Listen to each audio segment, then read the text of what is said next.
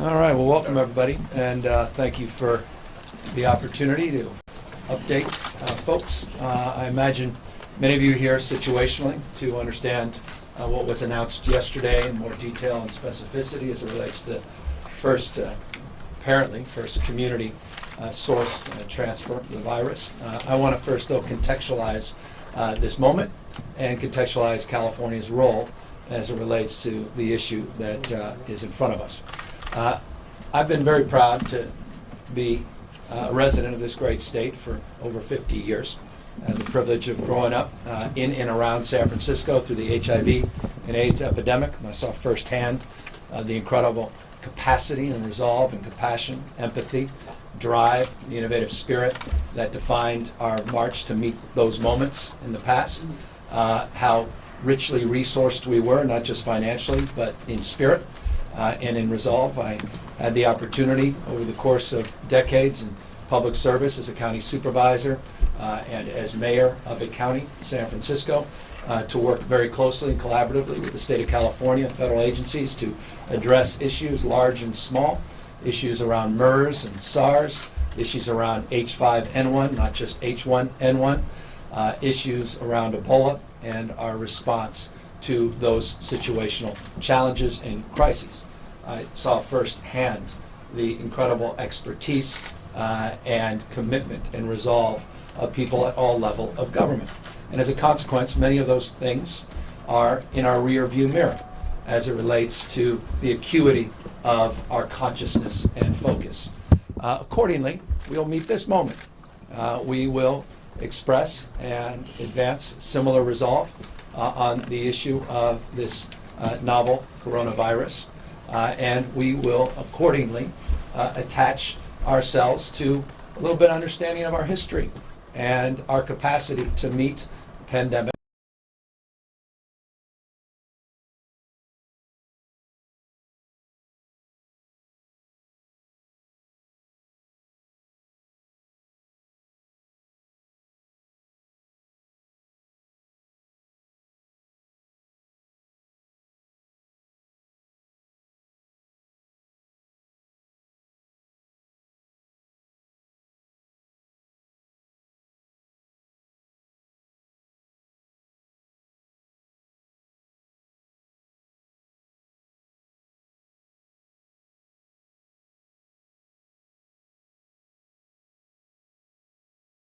Annual event plans and to continue to develop relationships, not just develop policies and planning documents. Relationships and trust at the end of the day matter more than anything else.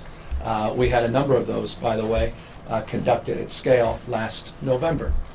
It was just a month or so later, last December, that we first were afforded the opportunity to learn more about what was happening overseas in Asia.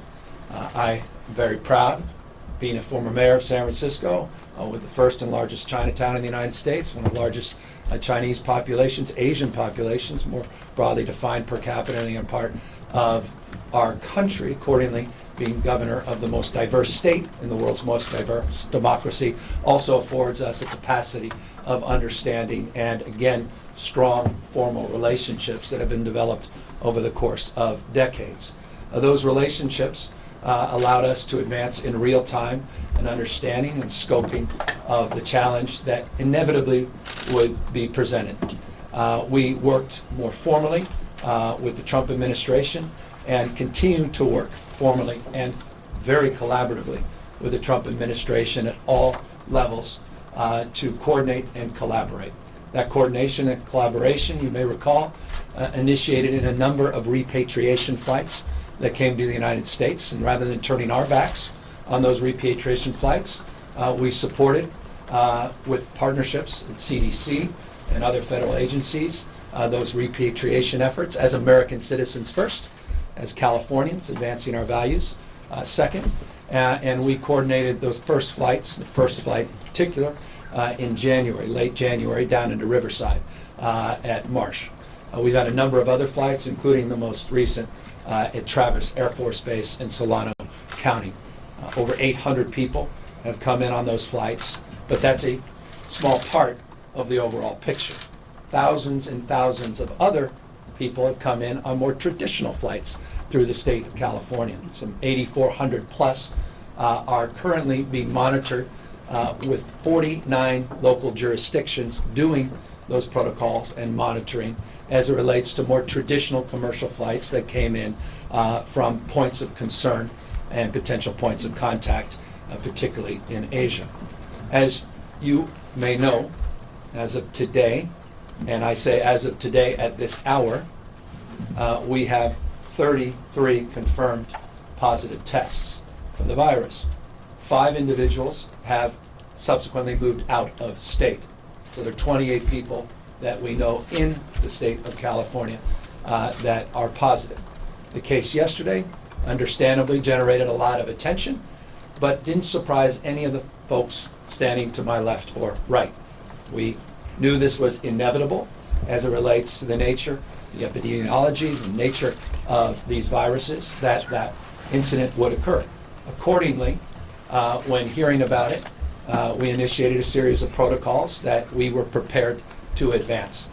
Those protocols include deep tracking and tracing of individuals that would be in contact with this individual, working again in collaboration and partnership with our federal partners, and working with the extraordinarily talented and committed frontline workers, both in the healthcare sector, but more broadly defined at the local and county level. We are currently in deep partnership with CDC on one overriding protocol that drives our principal focus right now, and that's testing, and the importance to increase our testing protocols and to have point of contact diagnostic testing as our top priority, not just in the state of California, but I imagine all across the United States. We had conversations just, I don't want to say moments ago, but within the last few hours with CDC assuring us that the testing protocols will be advanced with urgency. We have just a few hundred testing kits in the state of California, and that's surveillance testing as well as diagnostic testing that's simply inadequate to do justice to the kind of testing that is required to address this issue head on.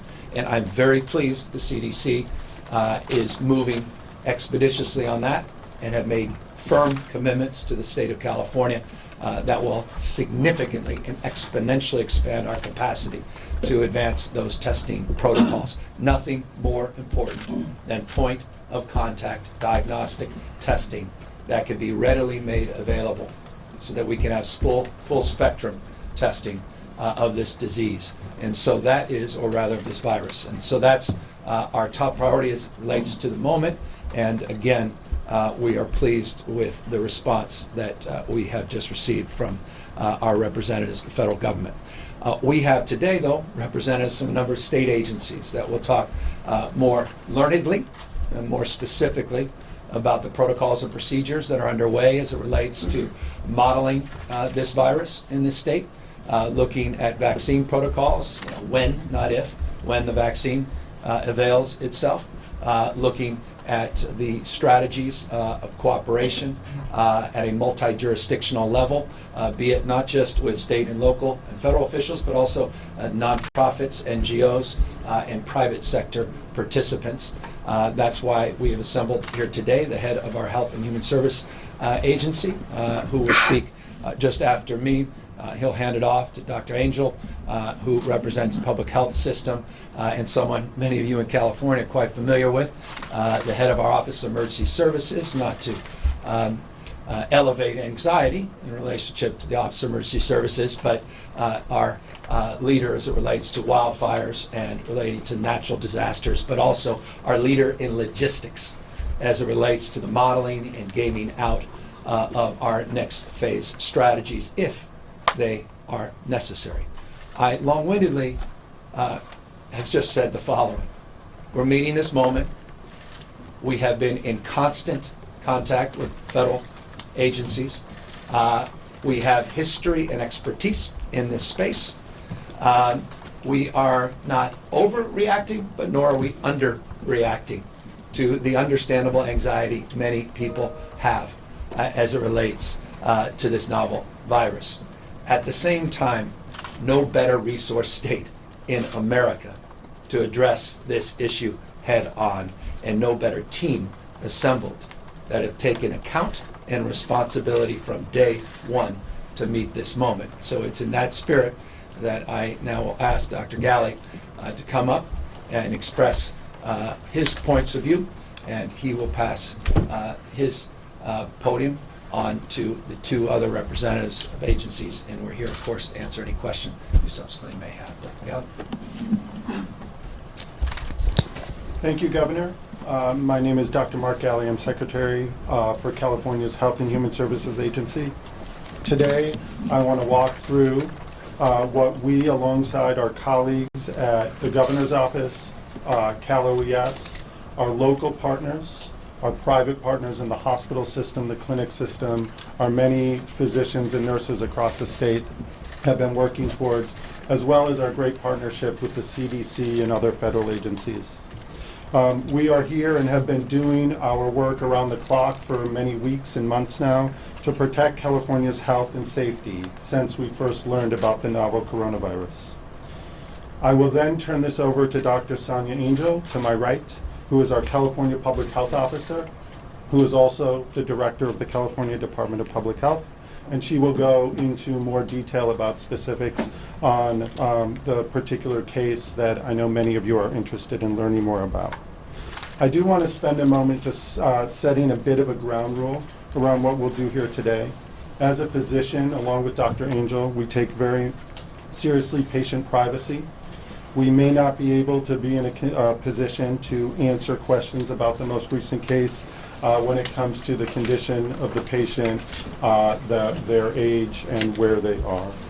We are also not going to be discussing in great detail issues around the federal repatriation efforts. As many of you are aware, we are in active conversations and in litigation around that with our federal partners and the local entities.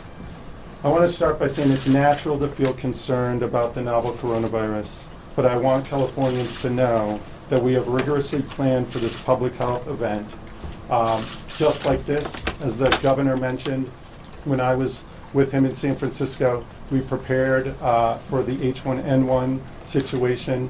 We've gone through this with Ebola and being prepared, and many other events like it in the past. And our goal is to take every precaution to protect California's health and safety. This is a rapidly evolving situation. We are leveraging all the necessary state resources to address it. We are in constant communication with our federal partners. And yes, it was just moments ago that we were on with the CDC's director learning about our ability to expand testing here in the state, to receive more testing kits, and to be in active conversation on redefining what triggers a situation, a clinical situation, to be tested. California continues to be an active partner with the federal government, helping lots of impacted Americans get home. As the governor said, we welcomed home the first of many flights to the state. We have been participating with all of our public health resources, our clinical resources, to support those federal efforts. We are the first in the nation to begin to roll out testing, and we are going to be expanding that in the hours to come. We have been actively and extensively planning with our local health partners. That includes our delivery system, the hospitals and doctors and nurses that we all trust have been deeply engaged. I'm grateful for those wonderful partnerships and relationships we have with those agencies and organizations across the state, because those relationships matter at a moment like this. It makes it more seamless and gives us a better chance to be prepared, as we have experienced in the last many weeks. As in any public health event, our Medical and Health Coordination Center has been activated and is coordinating its response across the state and preparing for more and possible community transmission. California continues to prepare and respond in coordination with even our local hospitals in Solano County and in many other counties that have stepped to the plate and really taken on a clinical load that weeks ago wasn't anticipated. We are providing information, guidance in documents and in technical assistance in regular phone calls and webinars with all of our state partners who need to continue to work with us to make sure that we have the best interest of all Californians in mind. This includes guidance to facilities such as schools, universities, colleges, child care centers, all across California, because the questions are many and we want to make sure we give a consistent and clear voice. We continue to coordinate with the federal authorities and local health departments in implementing screening, monitoring, and in some cases quarantine. We've had over 8,000 passengers returning to the U.S. from China and other parts of Asia over the past many weeks, and we have supported and worked with our local health departments to make sure those individuals are safe and that we are giving good and appropriate guidance based on the most up-to-date information. We are continuing to work with our federal partners on giving our feedback on all of their guidance and criteria so that we make sure that it is current and meets the needs of an evolving situation. We look forward to continuing those strong relationships, and we are working hard to ensure that our local health capacity is preserved for those individuals with significant symptoms if that is developed. So we are working hard to make sure that our local health partners are communicating accurately when people who are experiencing symptoms, whether they've had exposure or not, should be emerging and coming forward to health facilities. We live in an age where telehealth, telemedicine, phone advice, many other types of modes of getting information and sharing your clinical condition exist, and we are urging many folks to use that before they come to emergency rooms or urgent care centers or their physicians' practices in order that we ensure that the hospitals and our capacity during a important time in flu season and when other emerging other patients with clinical needs would naturally use the emergency rooms. So we're trying to work hard with those partners to make sure that we use our scarce but critical access within our acute care hospitals in the most responsible and appropriate manner. I will now turn to Dr. Sonia Angel, who will go into more detail about the sort of state of affairs of coronavirus across the globe, across the nation, in our state, and some of the specifics on the important development from yesterday. Dr. Angel? Hi, good morning. I'm Dr. Sonia Angel. I'm Director of the California Department of Public Health and State Public Health Officer, and I'm welcoming you all today here to our Medical Health Coordination Center. This is where we coordinate with all of our agencies a very important response that we've put in place for novel coronavirus, otherwise known as COVID-19. Novel coronavirus, COVID-19, is new, but it is part of a family of coronaviruses that have been around for a long time and that we are very familiar with. In fact, coronaviruses are responsible for the common cold, so it's something that all of you may also be quite familiar with. The cause of the current outbreak that originated in China is a new member of this family. The most common symptoms of COVID-19 include fever, cough, and shortness of breath. Our experience to date, though, is that most people, more than 85%, will have mild or no symptoms. Some may move to a more complicated course, including pneumonia, but that is not the most common manifestation of novel coronavirus. We're learning more about its transmission, and as I said, the most common symptoms are respiratory.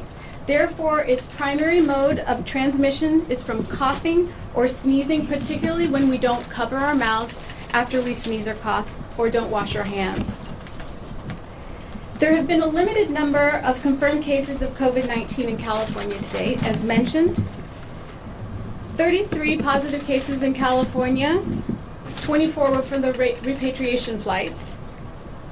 The other 9 confirmed cases include 7 that are travel related, 1 due to person-to-person contact, but that was from a very close contact, a spouse living in the home, and now, as mentioned yesterday, this new case from an unknown source.